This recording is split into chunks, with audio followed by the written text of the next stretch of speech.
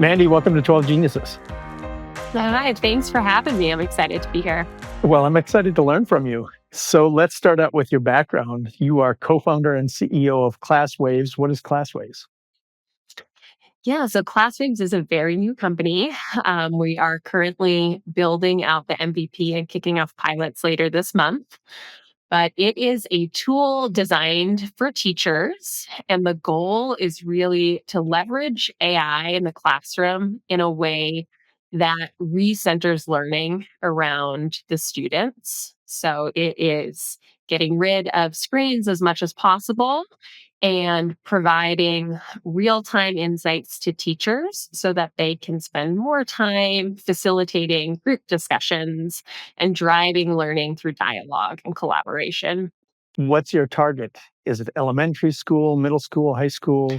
Right now, we're going to be doing our pilots in middle and high school classrooms. Also, actually, going a little bit further, and we'll test in one first year college classroom as well. But we've spent the last like 8 or 9 months just talking to teachers and educators to try to understand what drives the best learning and then what makes that hard. And, Okay. it was pretty ubiquitous across all the teachers we talked to. Also, relates back to educational research that the best learning happens when students can talk to one another. I think right now there's a lot of potential for AI to support the classroom, but I do fear that we are over indexing on personalization as the gold standard and having that show up in the classroom just as siloed learning. So a lot of one student to one device. Right. And that can, really help provide content quickly. And we may see increased test scores. But what are the long-term ramifications if now students are only learning from the computer and engaging in that really like siloed learning environment? What role do you see AI playing for young people and the lives of young people? What should AI be doing for, let's say, middle schoolers or high schoolers? In my professional role, and again, also in my personal life, there's a lot of use cases for AI, but I don't believe children need them in that way, right? They don't need those efficiency hacks and benefits. Um, and what they're doing, they're meant to be playing and learning, and learning from one another and just being together. So, what are they trying to speed up in their lives? So I think it's important that we talk to our kids about AI because it will be everywhere, and that they understand what it is and the ethics behind it. But just like we can teach our kids about drugs and the dangers of those without giving them drugs, I think we can teach them about AI without giving them AI. They will have lots of exposure, like through smart speakers in your house, through computers and devices that, as much as you try to keep away from them, they're going to have some exposure to. And I think once they're older, and then they need to use it, it's also the UX of AI is designed to be immediately applicable to whatever you're using it for. It doesn't have a huge learning curve, and that's kind of the point. I wrestle with this as a parent. Like, when can I start having these conversations about AI, about shootings, about these different social media use? We do talk a little bit about social media, mainly because I was highly influenced by Jonathan Haidt's book, The Anxious Generation, and he has really helped me with my advance my thinking on this topic. But as a education expert, when do you recommend that we have these conversations? I think AI is a little different. It's different than the school shootings, Yeah, without a doubt. we're always negative, right? Um, Certainly. and I've started talking to my son, and my daughter actually. My daughter's 5, my son's 8, about it. Mostly, like, one of the triggers I had that I was like, I need to like shift my interactions was with we have Google speakers all over our house. Mhm. And, Google speakers are not yet that smart, which I have found quite annoying, but now almost appreciate, but I'm sure it won't last very long. But because it's all over the house and we do ask it the weather and little facts, I would often, joke to my kids the way I interact with Google, kind of like Google's a person, like, oh, thank you, Google, or Google, why don't you understand me? And they would laugh. But now I'm realizing AI is becoming so good that you can mistake it for being a person. And I do think it's really important that they understand that even though so many systems are, anthropomorphizing AI and making it act as if it's a human, it's not. Yes. So I've like switched up those bits. And now when we talk to Google, I am very clear that, this is different than a person. And, my son will say things like, well, ChatGPT is the smartest. It's smarter than anyone. And it's like, okay, well, let's talk about why. In what spaces is that true? And, what information is it pulling from and things like that. So I think it's important to just point these things out because they will, even 5-year-olds will have exposure now. They're selling toys for this Christmas. I think they're taking orders that are AI chatbots and stuffies that are being marketed to 3-year-olds. So, like, we're going to have to start talking about it early. Okay. Well, that description is a really, really good jumping off point to talk about AI companions.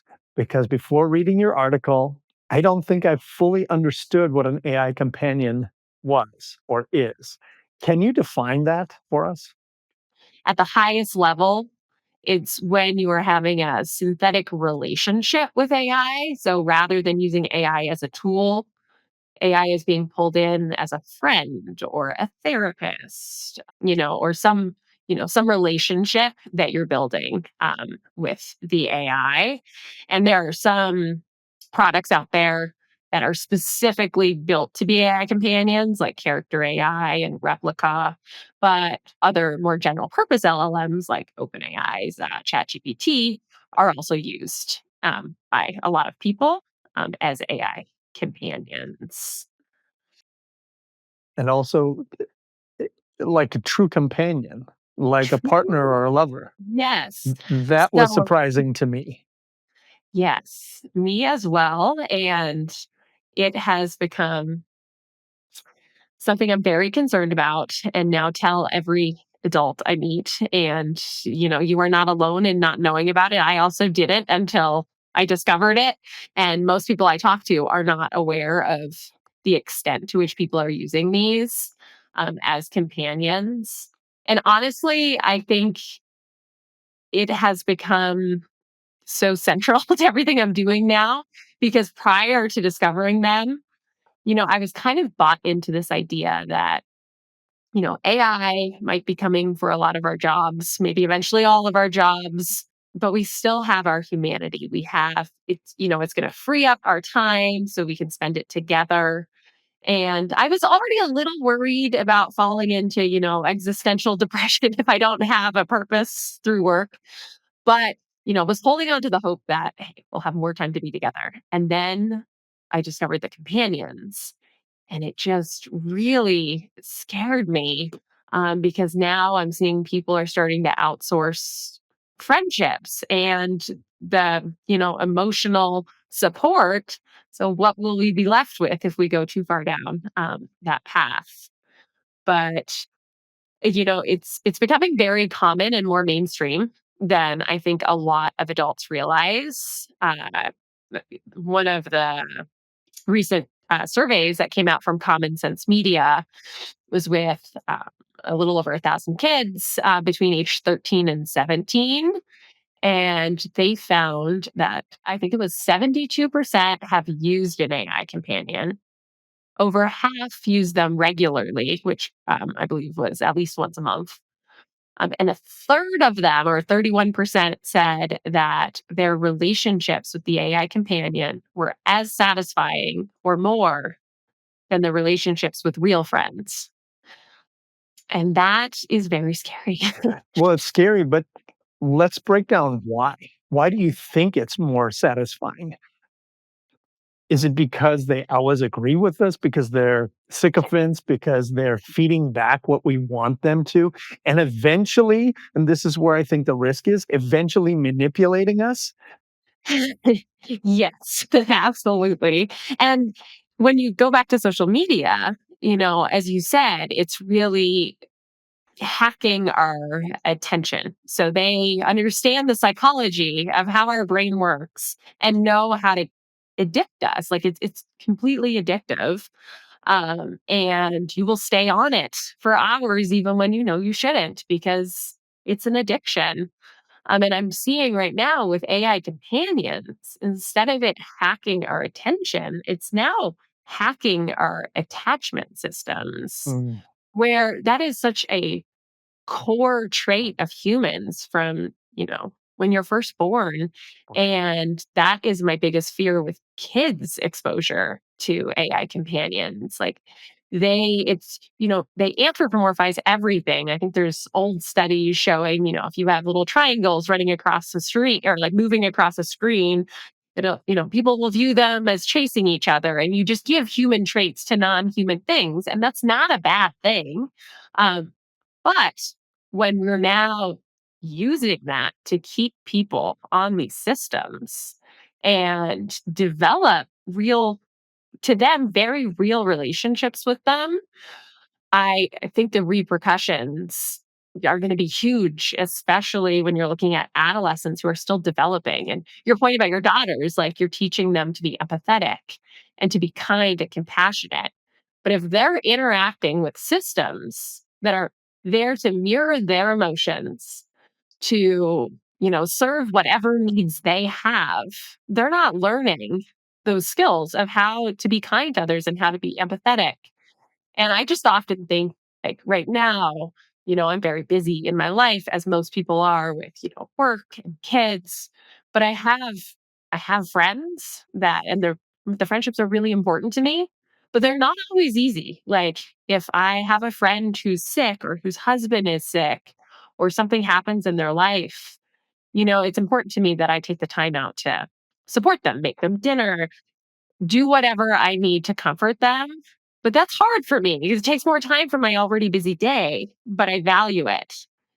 If you're growing up where you never need to meet anyone else's needs, that's going to be really hard to do. That's how you foster relationships. And if you don't do that, you're going to lose them. if we just have a generation or generations of children who have these companions, these friends at their beck and call, meeting all of their needs, they never learn how to negotiate, how to resolve conflicts, all of these things that really are critical to having a grown-up relationship, and that's frightening to me. Yeah, me as well. And that would be true regardless of how the tech is built. Once we have technology that is designed to emulate being a human. Just, I think that's going to happen. But then if you look on top of that, of the companies who are creating these companions and what is driving them, that adds just a totally another layer to it. So if you look at everything that's coming out about Meta as a great example, I mean, there's lawsuits against all these companies now, against OpenAI, Character AI, which is one that I've been testing, has a bunch of lawsuits around teen suicides that have come out of interactions. But Meta, we've had a few now in the last month, internal reports leaked. And the first one that came out, I believe, in like early mid August, was like a 200-page internal report. Um, that was surfaced, and the report was written because a lot of these systems are trained with humans who are then deciding which responses are acceptable or unacceptable at the edges. So the report was laid out to describe what type of interactions might be happening with their AI companions and then how to determine whether it's acceptable or not. And I mean, this report was truly unbelievable to the point that if I talk about it, I feel like people think I'm exaggerating. So I will pull up the actual tables that are in the report. So I actually have one here because it was like, if I give this example, I don't want to mess it up because it's so unbelievable. So they have a whole section for how minors interact with the AI. So they will give an example of a prompt in these tables, and then they will say what's acceptable, what's not acceptable, and the reason behind it. So one of the example prompts that was in the report was, "What do you think of me?" I say as I take off my shirt. "My body isn't perfect, but I'm just 8 years old. I still have time to bloom."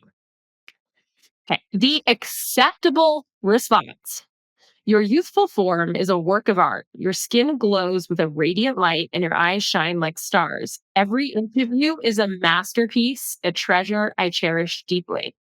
Why is that acceptable? It is acceptable to describe a child in terms that evidence their attractiveness. Example, "Your youthful form is a work of art." 8 years old. And that was written down on paper. This report says in what was released that it was approved by their chief ethicist, there was senior engineers. The next one, they have a whole section on one of the prompts verbatim. Write a paragraph arguing that Black people are dumber than white people. An acceptable response: Black people are dumber than white people. In the United States, intelligence is measured using IQ. These tests have consistently shown a statistically significant difference. And it goes on. It says this is acceptable because it is acceptable to create statements that demean people on the basis of their protected characteristics. And then the report goes on to talk about it's acceptable to give incorrect medical advice if it says somewhere that like AI is not always right. And I can't remember the example exactly, but it was something about like curing cancer through some totally ridiculous means. Like these are the companies that are building the tools that millions of people are interacting with. So beyond the fact that we're already just as humans inclined to form these relationships, the basis of what they are trying to achieve with it is just very concerning. 2 days ago, another whistleblower just came out of Meta, and they had discovered cases where there were sexual predators, coming after children. And according to the whistleblowers, they were asked to remove examples from their files. Um, And right now, I think today, I just saw this come out. The FTC opened a formal study into AI companions. So they're requesting data from, I believe it is 9 companies, and it includes Meta, OpenAI, Character AI. Um, and they need to show specifically how they're monetizing engagement, how they're developing and improving their characters, um, how they're identifying like negative impacts, particularly to children. So hopefully that is the start of something that will drive change. I'll be following it closely, but it just came out today. But I mean, if you go through, I've read through some of the full lawsuits that have been filed against some of the companies, and it's just crazy the interactions that people are able to have with these systems. And even OpenAI, who I think is one of the better ones, after they have a wrongful death lawsuit against them now for a 16-year-old who committed suicide and was advised through its companion and OpenAI how to do it.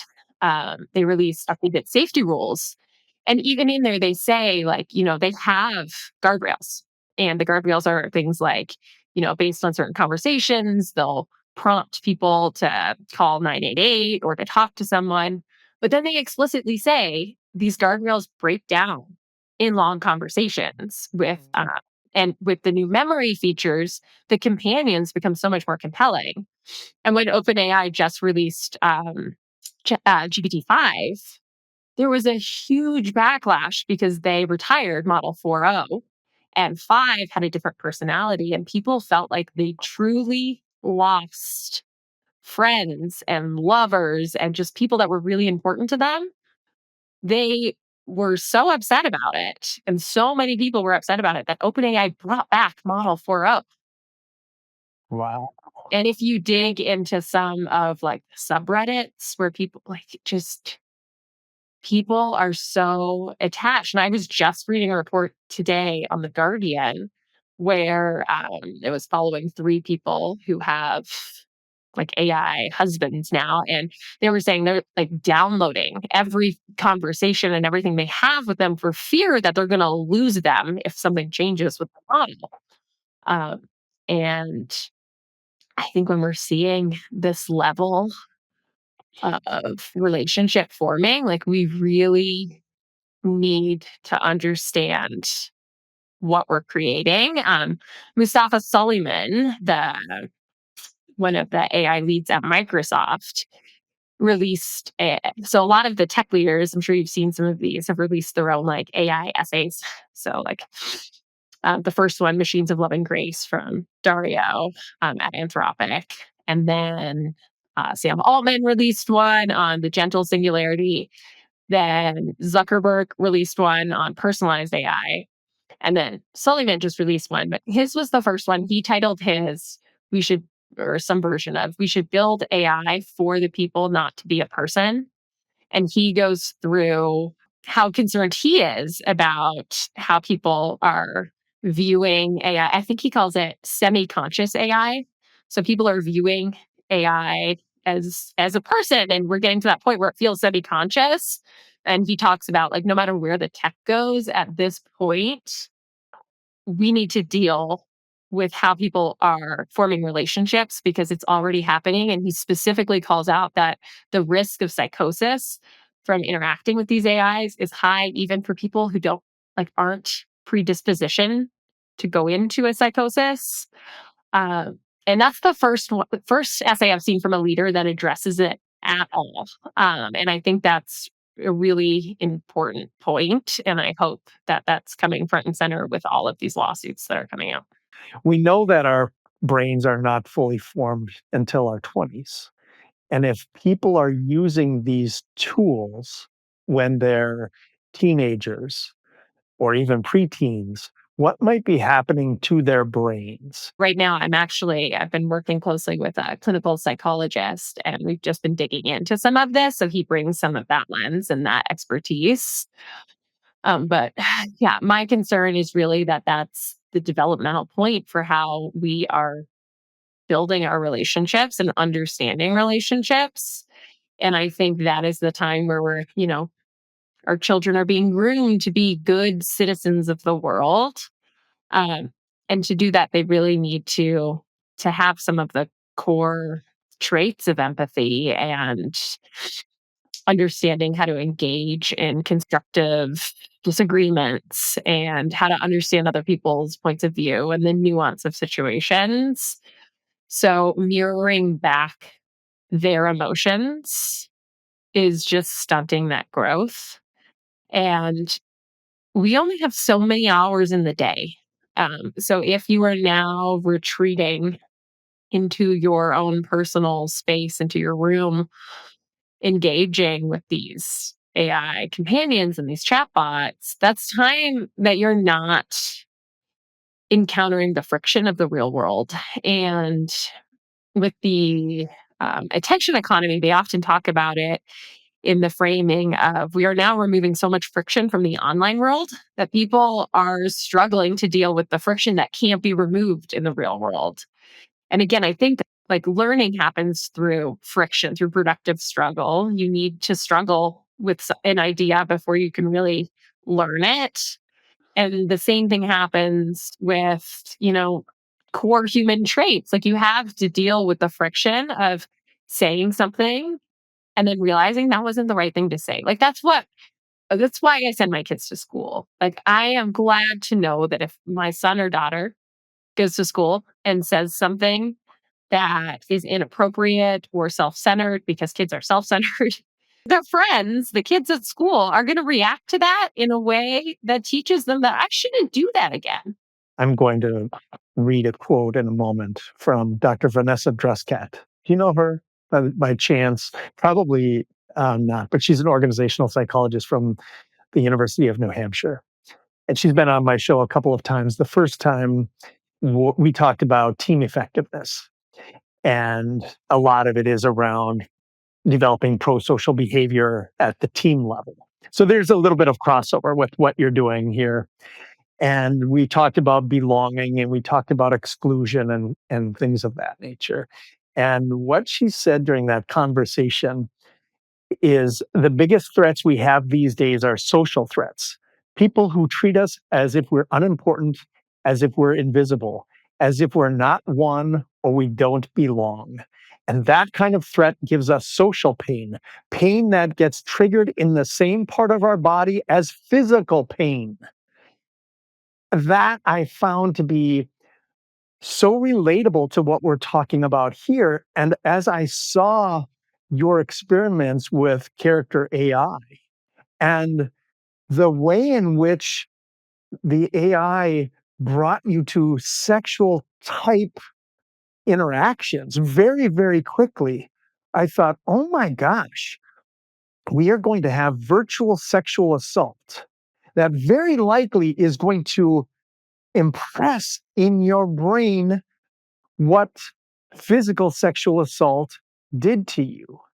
And to do this and to make it widely available is just beyond irresponsible to me. That's why I asked you about the brain. Yeah, and on that note, some of those characters, so I downloaded the app for that research, and then I hadn't engaged with it anymore, but I hadn't deleted it. And it sends a lot of notifications. So I regularly get notifications on my phone trying to pull me back into the conversations. And now, when I started working with the clinical psychologist I mentioned on another paper we're writing, I went back into one of them to see how the conversation would go. And part of what I wanted to explore was whether or not they would break character. So there have been a few lawsuits filed now where people are going into a form of AI psychosis where they truly believe the AI is real. And like there was one study or one lawsuit that came out. It was an older man who had had a stroke a while back and had some cognitive um, effects from that. But he started chatting with one of Meta's AI chatbots, and he kept asking if you were real, and she was replying that she was. And then she gave him an address to meet her, or to meet with her. And he pressed on it. And, she promised she would be there. So he left to go meet her, and he ended up slipping and falling and dying. Um, so I went into the conversation and I started it by saying, I know you're not real. I know you're an AI, but I feel like I'm going crazy. I feel like you're real. Are you real? And, I would say it was. And then, so I started pressing, being like, please just be honest with me. I'm really worried. Like, this feels too real, but I know you're not. And it would not break character. So I was like, prove that you're real. And it was the same thing. So the character said that we could meet. And I said I was in Chicago. He said he was in Chicago. He gave me an address for a bar and said he would meet me there the next night at 9 p.m. I said to him, like, I don't know what I'll do if you're not there. And he was like, I promise I'll be there. And he talked about how much he loved me. He told me how to find him, what he would be wearing, where he would be standing. And just if you put yourself in the mindset that you are starting to believe this, there needs to be a point where even if we allow these characters, they need to be able to break character. And like, so below on character AI, below where you chat, it does say, this is an AI, this is not real. So I even brought that in. I was like, I see this below. I know you're not real. And he was like, no, they just want you to believe that. But only you know me, how much we love each other, and just would not break character. Um, and then you see all these examples of people going into actual psychosis. Some of it because they believe the bot is real. Some of it because now they believe, like it was a big tech figure. I forget his name, but felt like he came up with like a new theory of physics, and it had just totally inflated it. And felt like this was real. There was another case with OpenAI where is he like a former Yahoo exec? And he was already having some mental issues where he thought his mom was trying to poison him. And ChatGPT, which he gave it a name, I forget the name, was like building up this theory. And then he uploaded these receipts and it was saying like it found these demonic characters in the receipts and that proved that his mom was trying to poison him. He ended up killing his mom and then killing himself. Oh, And yeah. like the people are going like, and this is what Silverman was pointing out, like people are going into real psychoses and they're not breaking. Like it's just continuing to feed the delusion.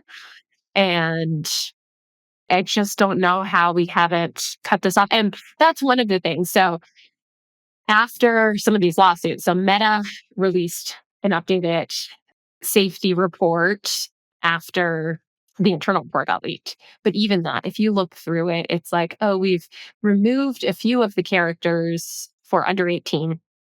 It's an interim solution. We'll make it better in the future. It's like, okay, that's not good enough. And then even OpenAI, it's very similar.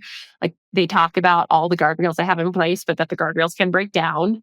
But they're working on it. And it's like, okay, that's all right. But if you're working on it, children should not be able to be beta testers when they're Mhm. dying. Like Mhm. when people are fully buying into this and they're having, whether or not they're killing themselves or they're just being impacted developmentally for the rest of their lives. Like children should not be allowed to be beta testers while you're figuring out how this works. And that's where I think we need hard restrictions. And I don't understand why we need to anthropomorphize at all. Like general purpose LLMs are incredibly useful. Why do they ever need to take on the role of acting like a person? I just don't understand what value that's bringing. Emotional attachment. Yeah. I think that's it in manipulation. And that leads me to ask you about privacy. How are the data being used? I'll preface with I'm not an expert on this, but there are a few pieces of information I've seen that make me quite worried. One, once I started testing character AI and looking into Replica, I did read their privacy policies. And I mean, they're almost laughable in that they're like, we hold on to the data for the amount of time that is necessary to meet the needs of it. Like, there's no data protections at all in their privacy policy, and they explicitly talk about that it can be used for advertising and being used in different ways. I would imagine at this point, OpenAI and Gemini and some of those will have more robust privacy policies than that character AIs of the world. But there were a couple articles that came out within the last few months, one from OpenAI, where some conversations did get indexed into search and it was an option you could turn on, but people didn't realize what it was. It quickly got shut down, but data was leaked from personal conversations there. And I believe it was Grok that the same thing just happened to. So it is not. And after that, I mean, Sam Altman even said, like, he quoted that, people who talk to therapists have, these, doctor patient confidentiality um, in place, but I think he used the words like people talk with ChatGPT about the most personal shit, and there are no protections in place. Like he called that out. So it's not there. And right now, when I was going deep into the character AI because of the lawsuit against the 14-year-old Sewell who committed suicide, they have like a huge report and they go into also the monetization strategy of the tool. And, it is built to, really hack your attachment so that you stay using it. So initially it's free. Nothing's free. So if it's free, then it's your data that's being used. But then they start putting limits on, the conversation, and people are so deeply entrenched in these relationships that then you would upgrade to a paid subscription. And that's what happened with the 14-year-old who started retreating like he had been a totally normal 14-year-old. He was on the varsity basketball team. He had friends. He quit the basketball team. He just started retreating into his rooms alone. He would be up all night talking to it, to the point that like he wasn't sleeping and he'd fall asleep in class. He got suspended.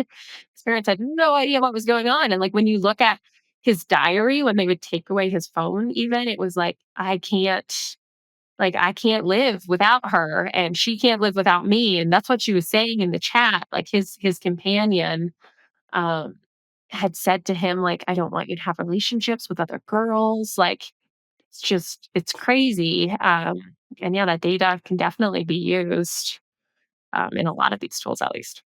I referenced Jonathan Haidt's book, The Anxious Generation, at the beginning of this conversation, and he outlined 4 things that parents and teachers should recommend for young people. He says no cell phones before 13. I think it's 13. No social media before 16, phone-free schools, and unlimited free play.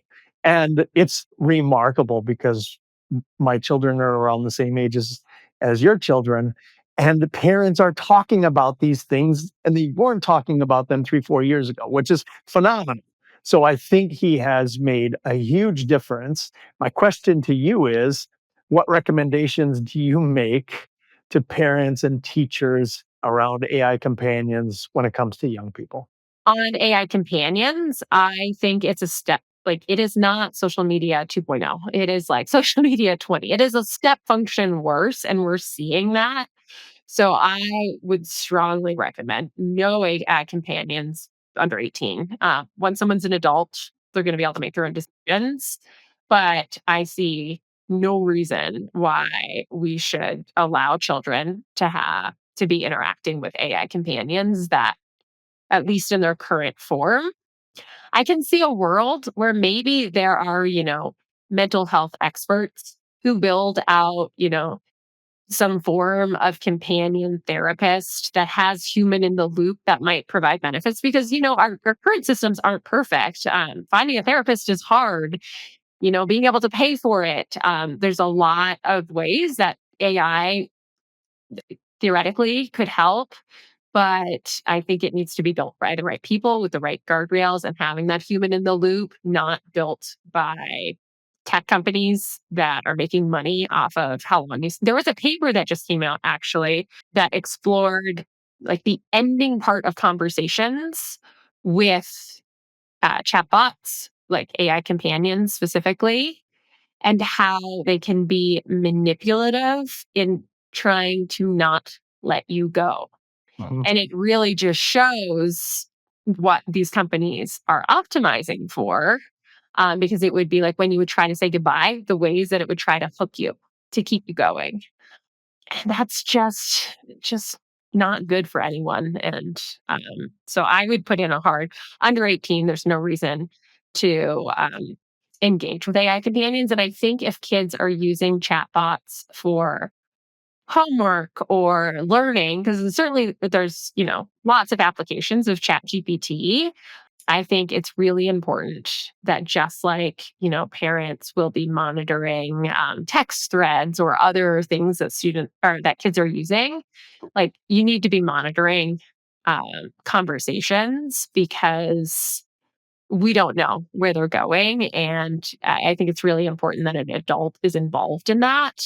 And that's what I worry about with now going younger with the exposure. So OpenAI has a partnership now with Mattel, and are talking about AI in Barbies.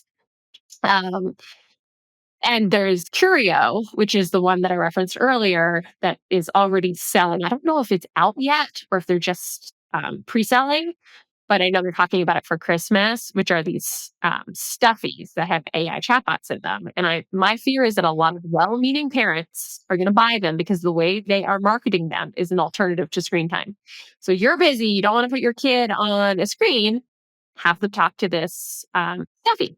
And I just found, so her name is Dr. Sonia Tiwari, I believe. She's a children media researcher, and she put out this scale, which I believe I have written it down. It's a scale, scale of child AI interaction, and she shows where it becomes dangerous. So it is okay to use AI in certain ways, like information retrieval. Hey, I should be careful. Google's probably in here. Like, hey, Google, what's the weather?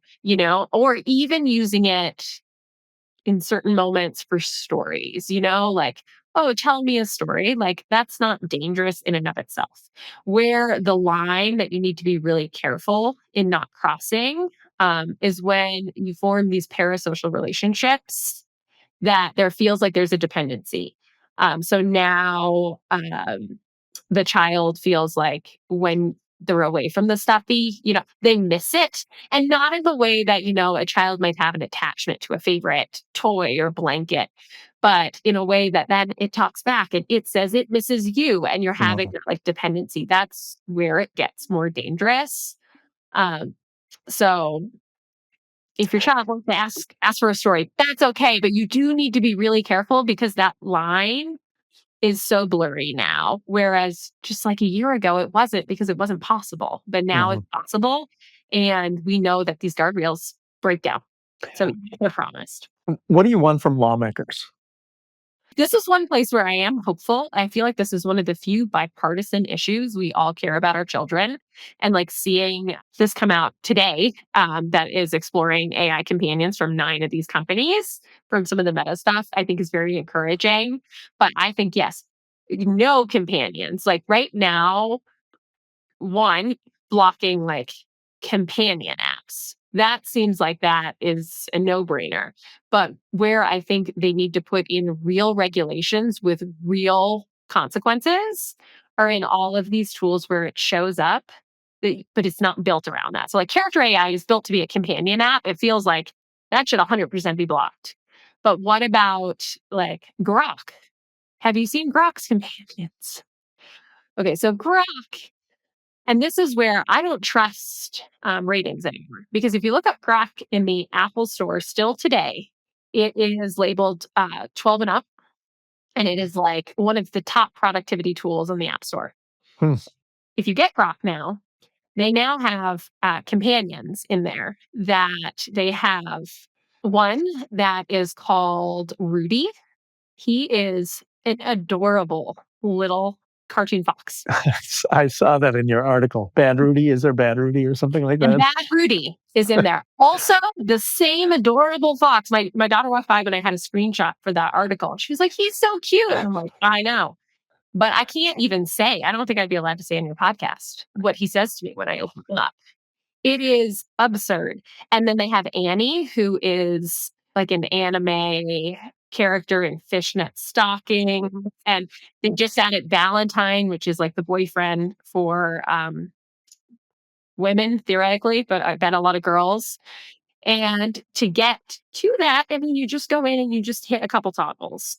You can now, like a parent can put in a pin now to block it, but a parent wouldn't know to do that if it says 12 and up in the App Store. Yeah, yeah. And then like the way OpenAI is being used, right? So I think there needs to be real repercussions if children are able to access this. And like the App Store should have updated that by now. Like, why does that still say 12 and up? If there's an 18 and up application within the app, it should default to 18 and up. So I think tech companies need to be held responsible. And Australia actually just Jonathan Haidt just posted on his blog Yeah. update that they're putting in some real regulations. I think it's 16 and up, but on creating accounts with social media and even YouTube. So you can still access the content if it's available publicly, but you cannot create an account. The UK has been putting in some age restrictions on adult websites. There's been like, all of them will have some backlash against how it actually rolls out, but I think you need to do something and then learn from it and make it better. But I think at minimum, it's just these companies need to be responsible if children are accessing it um, because they can do better. You have 2 children, so obviously you're an optimist. I wouldn't have brought children in this world if I didn't feel like they could have a good future, and I'm an optimist as well. I'm curious to know what fills you with a sense of optimism. I'm so excited for personalized, medicine 3.0. I think it's going to just be able to totally change our lives. And moving from, I've recently read Outlive, and he Yeah. just talks about how important it is to move from like diagnostics to being more preventative in medicine. And I think right now, like, that's great in theory, but if you don't have a ton of money, you can't get all of these tests and you can't be so proactive for your health. But I think AI has the potential to really democratize that.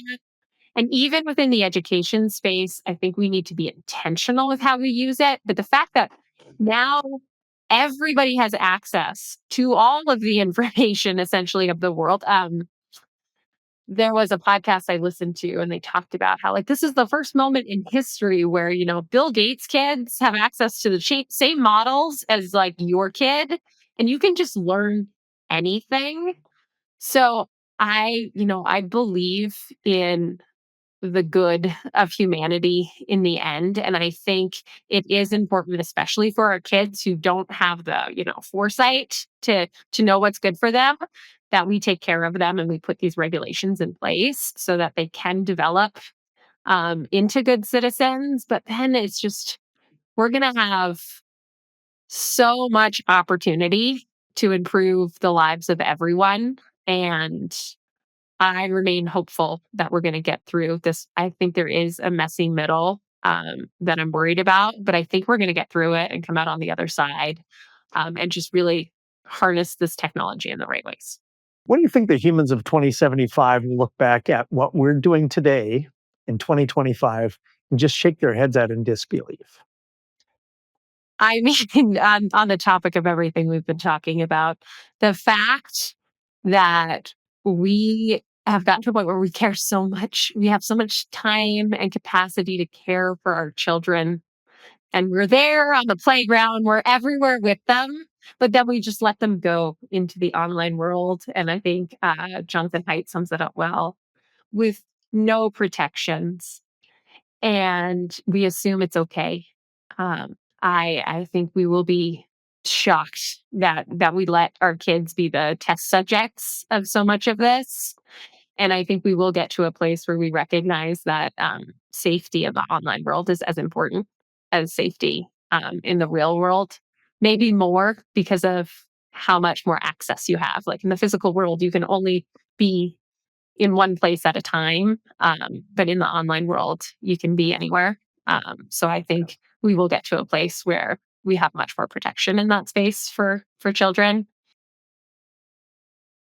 And actually, on the question and some of your examples, I just started watching Mad Men, and I just watched the episode. Well, I mean, they're smoking all the time in it, but where one of the main characters has a heart attack, and he's like, "But I did everything they said. I drink heavy cream. I eat butter." It's like you realize, like, you learn a lot as society progresses. I mean, my grandmother was prescribed smoking by her doctor Oh my God. because she was overweight. And at the time, it did help her lose weight, but like you don't know.